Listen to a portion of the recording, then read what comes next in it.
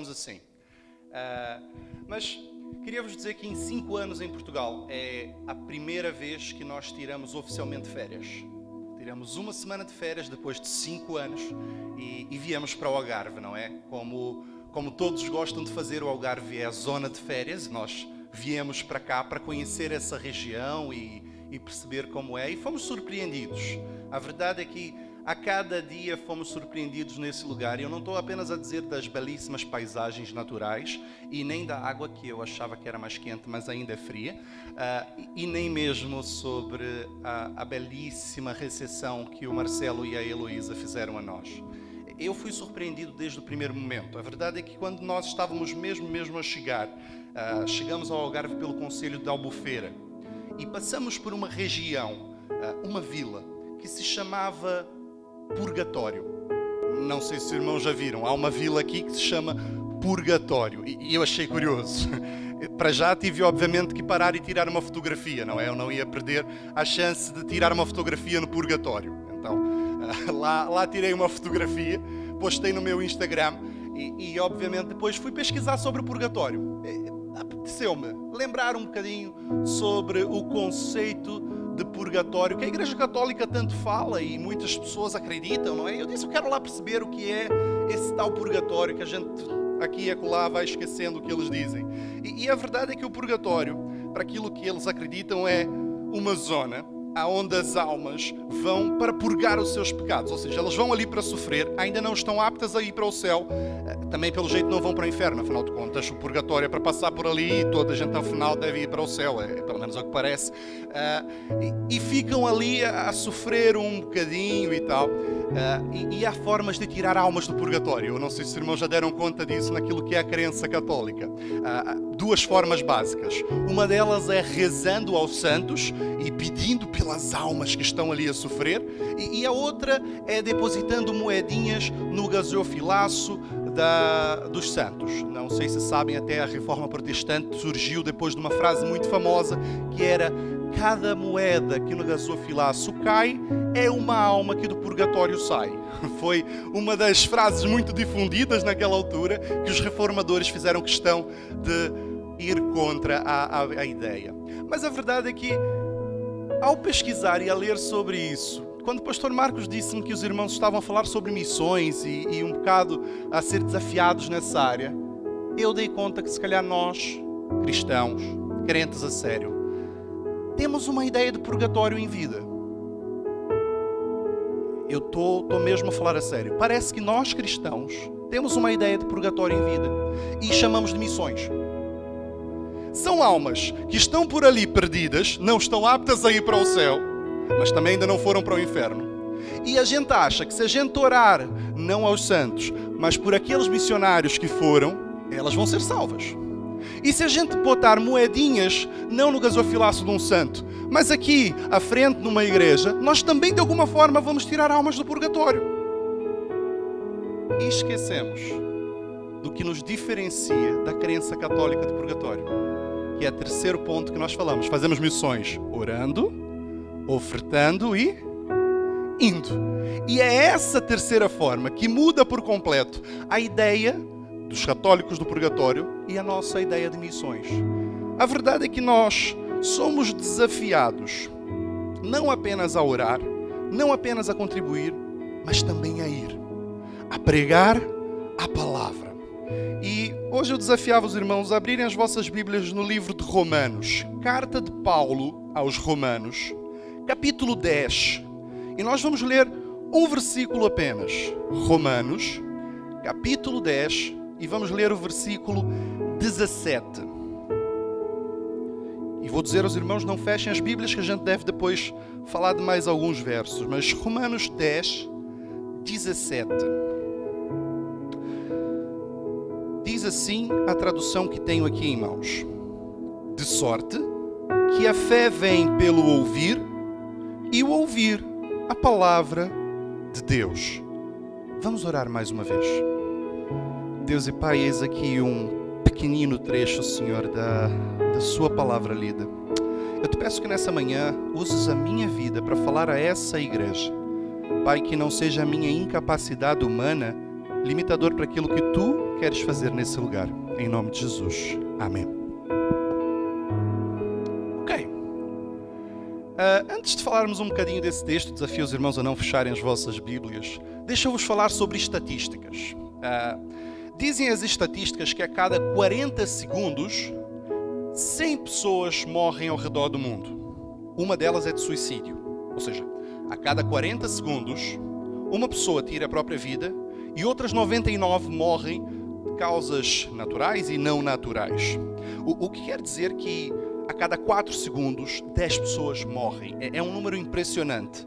Eu não sei se os irmãos dão conta, mas se nós fizéssemos 1 minuto de silêncio por alguém que morreu, quer dizer que durante esse 1 minuto, 150 novas pessoas já teriam morrido.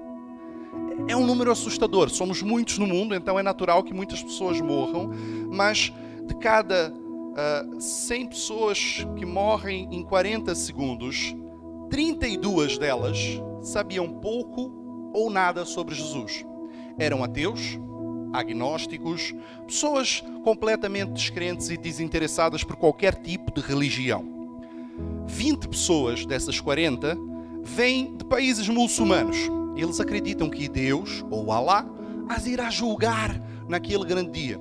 E Jesus, para eles, era um profeta. Era alguém interessante, mas jamais o próprio Deus encarnado.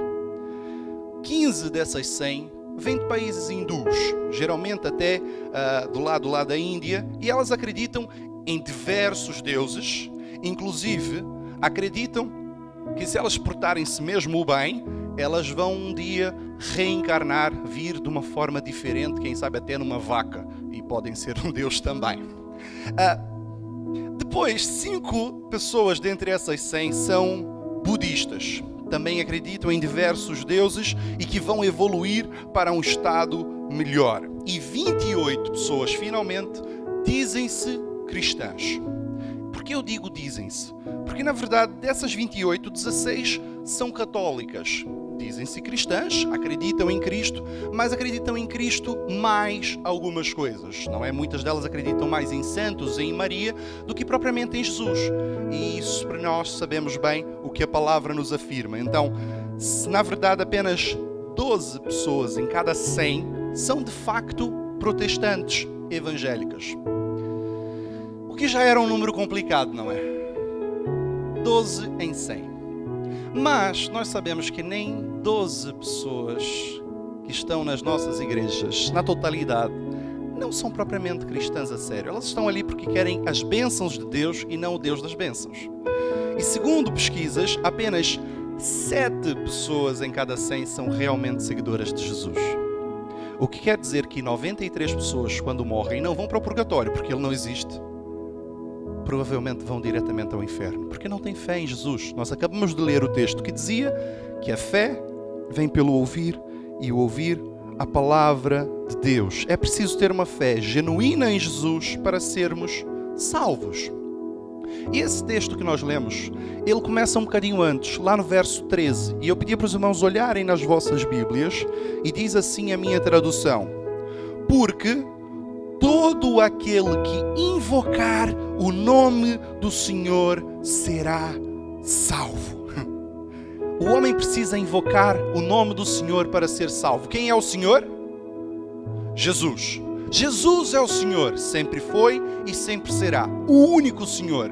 Jesus é o caminho, a verdade e a vida. Ninguém vai ao Pai senão por Ele. E a verdade é que Paulo começa a dizer exatamente isso. Todos que tiverem fé em Jesus, todos que clamarem, que invocarem, que chamarem por Ele, serão salvos. E quando nós pensamos em missões, nós temos a tendência de pensar em grandes estruturas. Pensamos, se calhar, naquelas evangelizações de Billy Graham, com tantas pessoas ao redor do mundo. Pensamos em estruturas mega e parece algo muito distante para nós. Se calhar só conseguimos orar ou mandar ofertas. Mas aí é que está, meus queridos. A fé vem do ouvir e o ouvir a palavra. E todo o que invocar o nome do Senhor será salvo. Jesus continua a ser a única esperança para Lagos, para Portugal, para o mundo. Só Jesus é que salva. Aquele que invocar o nome do Senhor será salvo. Jesus é o Senhor que salva. A salvação vem pela fé e a fé vem do ouvir. Parece simples. E qual é o problema? Sabem, o problema está exposto nos versos 14 e 15, através de 4 perguntas retóricas. Reparem nas vossas traduções. Como, pois, invocarão aquele em quem não creram? E como crerão de quem nada ouviram? E como ouvirão se não há quem pregue? E como pregarão se não forem enviados? As perguntas são baseadas em 4 palavras-chave: invocar, crer, ouvir e pregar. Invocar quer dizer suplicar, quer dizer clamar, rogar. Crer quer dizer acreditar, confiar e aceitar. Ouvir é entender, obedecer e pôr em prática. E pregar, falar e viver. Portanto, vamos tentar entender essa linha de pensamento do apóstolo Paulo. Ele começa por dizer que nós devemos invocar. E para invocar devemos crer. Porque a palavra que ele usa para invocar não é aquele valha-me Deus. Isso não é invocar, irmãos. Isso pode ser chamar. Não é invocar. A palavra original que ele usa no grego é a palavra epikaleomai. Uau, eu falo grego, eu não falo nada. Epikaleomai. Epikaleomai é uma palavra que sim, significa invocar, significa clamar, chamar, mas ela é mais profunda. Ela seria mais próxima na nossa tradução para um apelar, sabe? Quando a pessoa teve tudo negado e vai apelar à última instância, à última esperança, eu tenho que fazer um apelo. Epikaleomai é um apelo, é invocar. Mas é curioso que essa palavra, epikaleomai, ela tinha uma outra tradução, originalmente no grego. Ela também significava, para os portugueses, o seu apelido. Para os brasileiros, o seu sobrenome. Epikaleomai é o nome da família. Epikaleomai é de onde tu vens, a quem tu pertences. Sabem, a gente só apela, a gente só chama a quem a gente pertence.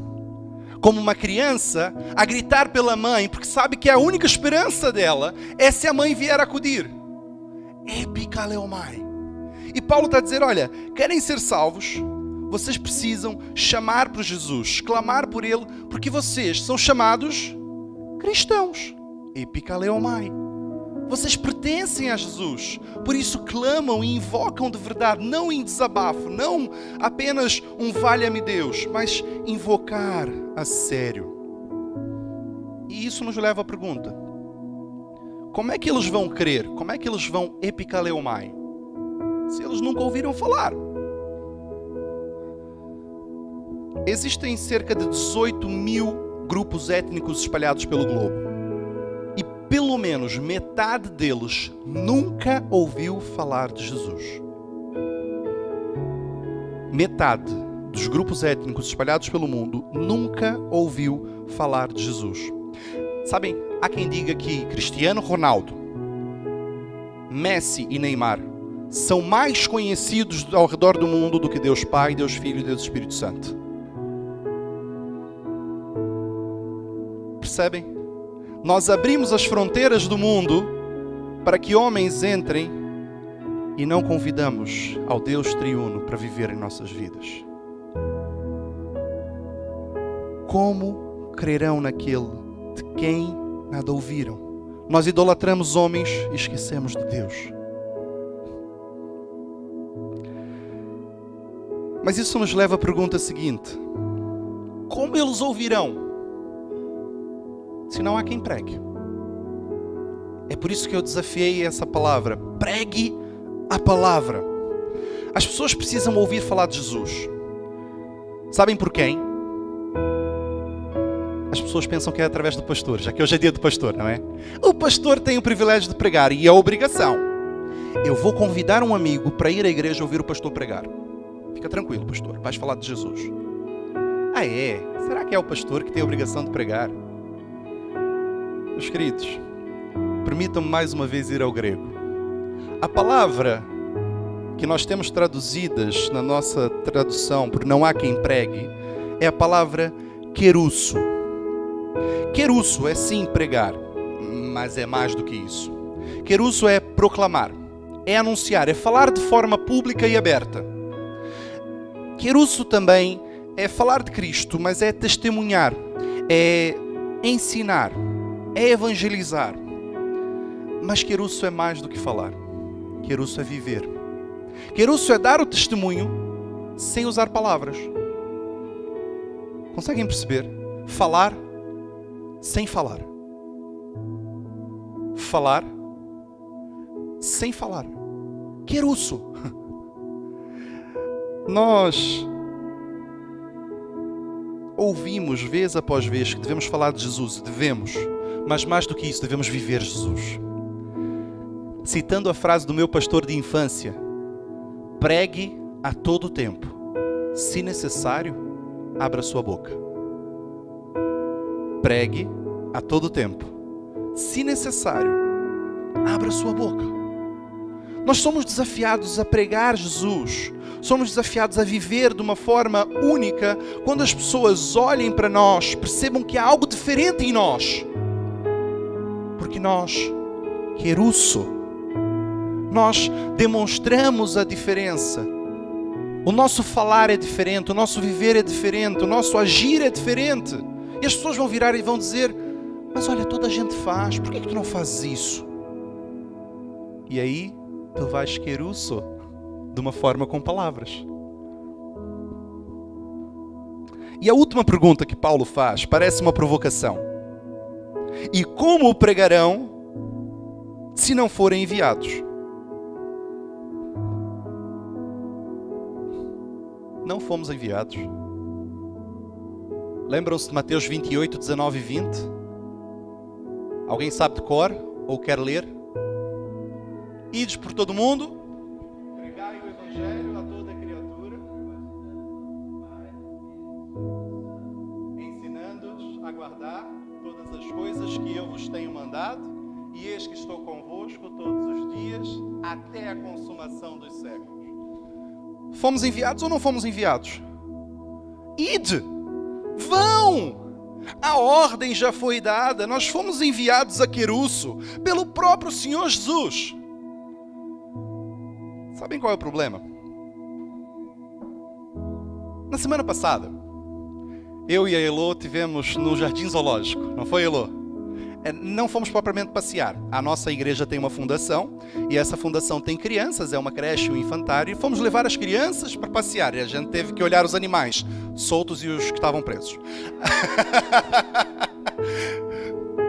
Mas a verdade é que estávamos lá a brincar com as crianças e a passear com elas, e tinha uma que estava sempre a testar os limites. Sabem aquela criança que ouves o nome dela desde o primeiro minuto até o último? O tempo todo está Maria, Maria, Maria. Pois, era essa. E a verdade é que, a determinado momento, a tal Maria destaca-se do grupo e vai andando, não é? Eu não sei se ela queria se oferecer aos leões, alguma coisa assim, mas pronto. Ela foi. E de repente estão as professoras: Maria, volta cá. E ela olhava, dava um olhar daqueles mesmo bem peraltas. Não. E eu a pensar: ah, senhor, se é na época da minha mãe, chinelo já voava. Mas pronto, então as professoras a chamar e ela a rir-se, a olhar e sabem, mesmo a desdenhar da ordem que foi dada. A um determinado momento aquilo subiu à minha cabeça. Eu olho para ela, mudo a voz e digo: Maria, volta aqui ou eu vou me chatear sério contigo, anda! Ela baixou a cabeça e veio. Sabem porquê? Ela percebeu a autoridade da minha voz. A ordem que eu dei foi com autoridade. As professoras estavam a falar com amor. Sabem qual é o problema? Olhamos para Jesus como Deus de amor e esquecemos que Ele é Deus de autoridade. Olhamos para Jesus como Deus de amor e esquecemos que a ordem que Ele foi dada é para ser cumprida. E eu e tu desprezamos essa ordem, assim como aquela criança a desdenhar da cara das professoras. Porque Ele é um Deus de amor. Ao final do purgatório todos somos salvos. Não. Jesus é um Deus de autoridade. E Ele deu-nos uma ordem. Querusso, vão, façam discípulos, falem. Nós somos desafiados. Por isso Paulo, nesse último versículo, ele está mesmo a fazer uma provocação. Ele está mesmo a dizer: como pregar se não foram enviados? Nós já fomos enviados pelo próprio Jesus, por aquele que é o Senhor de toda a autoridade. devemos prestar exatamente obediência. Sabem porquê? 93 em cada 100 pessoas estão a morrer sem Jesus, porque eu e tu não obedecemos a ordem dele. A verdade é que Paulo, no capítulo anterior, estava exatamente a se sentir desestimulado. Ele estava a dizer sobre os seus irmãos, sobre os seus conterrâneos que não tinham fé. Ele estava a lamentar-se no capítulo anterior, se depois quiserem ler em casa. E eu e tu devíamos estar a fazer exatamente o mesmo. Querem ver? Quantos aqui têm um conhecido que não seja crente? Um conhecido. Ok? Vamos estreitar um bocadinho mais. Um colega de trabalho, talvez? Alguém que você convive pelo menos todas as semanas? Ok. Vamos apertar mais? Um vizinho. Quer apertar mais um bocadinho? Um familiar. Querusso. Pregue a palavra a eles. Fale de Jesus. É isso que nós temos que fazer. Nós somos desafiados a anunciar a palavra. A verdade que nós não queremos ouvir é que quando nós não testemunhamos, quando nós não falamos a palavra, quando nós não pregamos, nós estamos em pecado, porque estamos a desobedecer uma ordem de Jesus. Será que naquele grande dia o teu familiar, o teu vizinho, o teu amigo vai dizer a Jesus: pois eu não me converti porque afinal a pessoa que botaste ao pé de mim não te obedecia, por isso eu nem fiquei sabendo. Sabem quanto pesado é isso? Pregue a palavra, anunciem a salvação. Deus não nos chamou para salvar o mundo, isso é Jesus. Nós devemos apenas anunciar a salvação. No versículo 15, na segunda parte, vem algo que eu acho lindo. E eu vou ler uma tradução que eu nem costumo usar. Chama-se BPT, Bíblia para Todos. Como é belo ver chegar os que anunciam a boa nova. Sabem? Nada é tão giro, nada é tão bonito quanto um crente a anunciar a palavra. Nada, nem as belas paisagens do Algarve, nem aquele mar azul com diferentes tonalidades, nem aquelas grutas fantásticas. Nada é tão bonito quando um crente da Igreja de Lagos que vai sair daqui a falar da mensagem para os seus amigos, vizinhos e familiares. Nada é tão bonito quanto um crente que obedece a Jesus. E é por isso que a gente chega ao verso 16 e Paulo faz um desabafo daqueles e diz: nem todos obedecem ao Evangelho. Nem todos obedecem. Já que estamos no dia do pastor, permite-me contar só uma história rápida. 2 pastores conversando, pastor Marcos. Um de uma mega igreja, cerca de 1000, não é? 1000 membros e tal, com vários ministérios, pastor.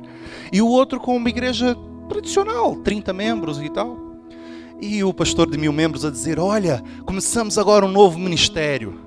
Temos agora um grupo de surdos que frequenta a nossa igreja. A gente teve que aperfeiçoar pessoas, contratar professores para estarem ali a traduzir em simultâneo o culto para eles. E o pastor de 30 vira para eles e diz assim: depois dá-me o contacto dessa pessoa, eu acho que eu preciso começar um ministério de surdo na minha igreja também.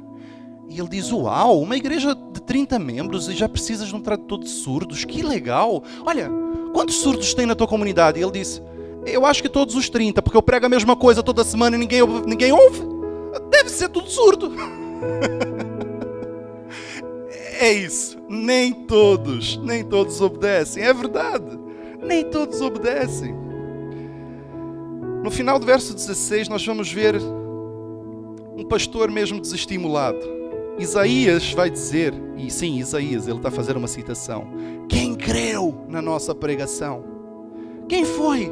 Os resultados são poucos. E se calhar tu que estás aí sentado pensas: eu falo de Jesus, eu querusso, eu faço todos os dias, eu vivo uma vida diferente, mas as pessoas simplesmente não me dão ouvidos. Parece que nada muda, eu não vejo os resultados. E nós, pastores, somos mesmo desafiados, muitas vezes, tentados a parar porque não vemos muitos resultados. Mas sabem, o próprio Senhor Jesus, lá no Evangelho de Lucas, estava a pregar de aldeia em aldeia, de cidade em cidade, e vai vir alguém lá pelo versículo 22 do capítulo 13 e vai dizer assim: Senhor, são poucos os que se salvam. Reparem, é Jesus a pregar e são poucos resultados visíveis. É Jesus a pregar e são poucos resultados visíveis. Sabem o que eu aprendo com isso? Nós não precisamos ver os resultados. Mais uma vez, nós não fomos chamados para salvar o mundo, fomos chamados para anunciar a salvação. E essa é a nossa parte. Os resultados pertencem ao Senhor. Ele dará crescimento. Nós apenas precisamos pregar e viver. Pregar e viver. Anunciar a salvação. É por isso que é tão lindo. Portanto, pastor Marcos, se eu te posso dar um conselho, fica o conselho de Paulo a Timóteo. Lá no capítulo 4, versículo 2 de 2 Timóteo. Pregue a palavra. Esteja preparado a tempo e fora de tempo. Repreenda, corrija, exorte com toda a paciência e doutrina. Pregue a palavra, ame as pessoas. 2 Timóteo 4:2. Pregue a palavra e ame as pessoas. É isso que nós fomos desafiados a fazer. E sim, eu estou a falar para o pastor Marcos porque ele é o pastor e é dia do pastor, mas isso é para todos nós. Pregue a palavra e ame as pessoas. Nós desprezamos o poder da palavra. E contra mim falo, nós desprezamos o poder da palavra. Lembram do texto de Ezequiel 37, quando ele está diante do vale de ossos secos?